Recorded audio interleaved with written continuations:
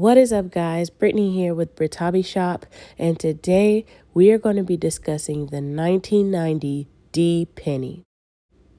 Okay, guys, so a little bit about this penny. It was minted at the Denver Mint, and this particular penny is over 95% copper.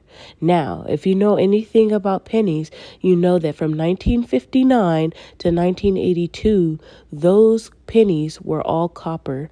And then after 1982, they started to make zinc pennies. And so for this to be a copper coin, then it would be nothing more than a mint error.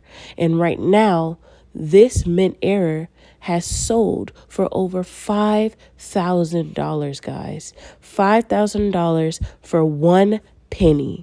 So be on the lookout for these pennies. Check your coins, go through your collections, even go to the bank if you have to and get some coin rolls to look through them. $5,000 is a lot of money for one penny.